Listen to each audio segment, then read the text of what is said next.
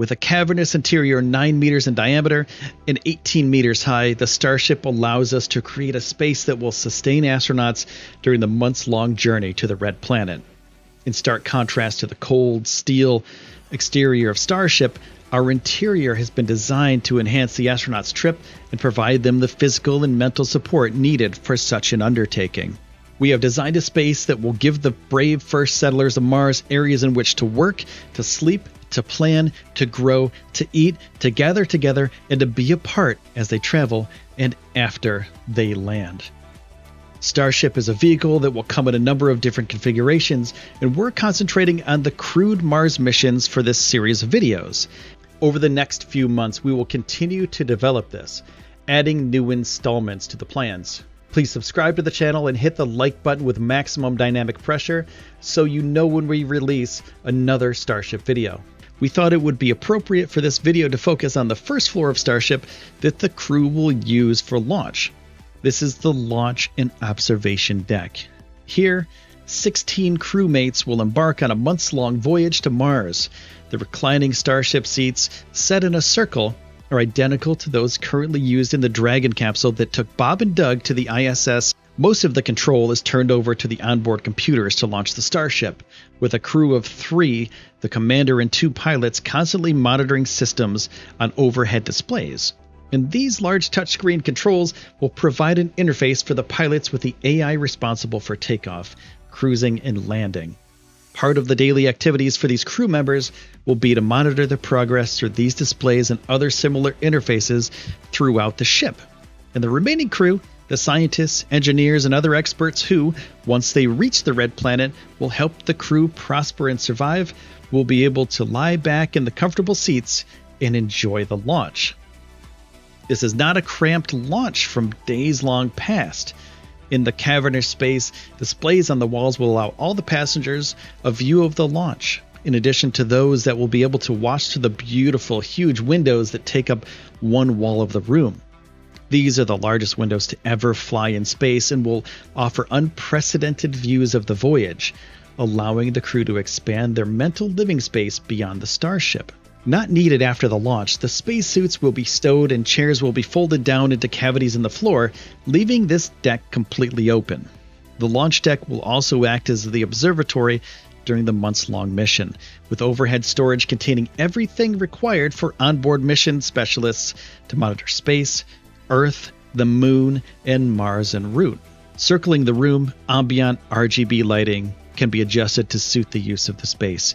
Bright for meeting, subdued for observation and experimentation, or changed to any hue for relaxation or contemplation of space in the approaching Red Planet of Mars.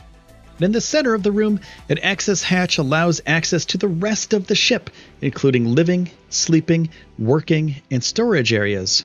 Flying down from the launch and observation deck, through the central access shaft of the ship, we reach the habitation deck.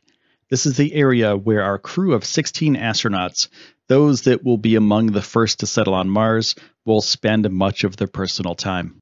Join us as we take you on a tour of our Starship design. And as always, we value your input and your thoughts. If there's something that we haven't included or a change that makes sense, please let us know. Leave us a comment below so we can all benefit from that addition. Completely dedicated to the living quarters of those on board, this deck consists of 16 individual crew quarters circling the central access tube. 8 cabins stacked too high, and this results in huge, awesome rooms where astronauts can spend their personal time, sleep, make calls to Earth, and complete work in a private space. Our cabins include a substantial dedicated sleeping area, able to accommodate astronauts more than 2 meters or 7 feet tall comfortably, and will utilize sleeping bags while on the trip to Mars and built-in mattresses once they arrive on the Red Planet. At nearly 2 meters or 6 feet tall and nearly 3 meters or 9.5 feet wide at the back, the wedge-shaped cabins have ample space to move around, change directions, store things, or work. The sleeping platform has been raised off of the floor to create a more comfortable sitting position when the gravity of Mars is present and creates more space for storage underneath. A ceiling bulkhead above the bed gives space for electrical, lighting, and ventilation equipment, as well as more storage space. Getting into starship cabins is easy in the weightlessness of space. And once the ship lands, we've divided the habitation deck into 2 floors to allow the upper cabins to have a floor to walk on. An elevator that travels through the center of the ship will move people around once the ship is in the gravity of Mars. Our habitation decks are shorter than normal rooms to conserve a little space in the ship, but still comfortable for most people to stand up in. Being high up in the ship, half of our cabins will be blessed with a window through which they can view the stars and dream, or watch the approaching red planet. The other half of the ship is covered with re-entry heat tiles and won't have access to a window. Most of the time, however, these windows will be covered with radiation shielding to protect the occupant from cosmic radiation. The switch from sleeping to workspace will be quick and easy, as a sleeping bag quickly unclips and stows away in a pocket when not needed, opening the space to work, call home, or pursue a hobby. The computer pad will be attached to an arm on a track that allows for convenient positioning when used and can be stored snugly against a wall when not needed. One wall of the cabin is an awesome 32K LCD panel that allows astronauts to monitor systems on board or display personal photos, show wallpaper scenes, play movies, games, or any combination of the above. And a camera mounted within the screen will allow the astronaut to use this area as a mirror and to facilitate calls and videos home to family and to friends. Now, a control panel allows for convenient temperature and ventilation controls. It connects to power, sound, and communications. In a zero-G environment, it is essential that everything be tied down, stored in a container, or otherwise secured to a wall. Straps attach the sleeping bag to the bed to keep it from floating around, and a center strap on the bed allows the astronaut to secure their legs while working.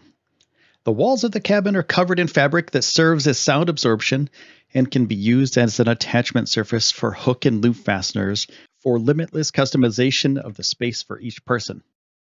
Numerous huge storage areas for clothing or other personal items utilize spring-loaded magnet-sealed compartments for quiet use, offering a quick and convenient method to access them and keep everything inside safely stowed.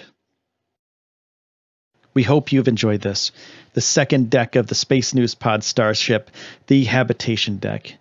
Thank you so much to Neopork for his incredible renderings and artistry that helps our dreams come to life.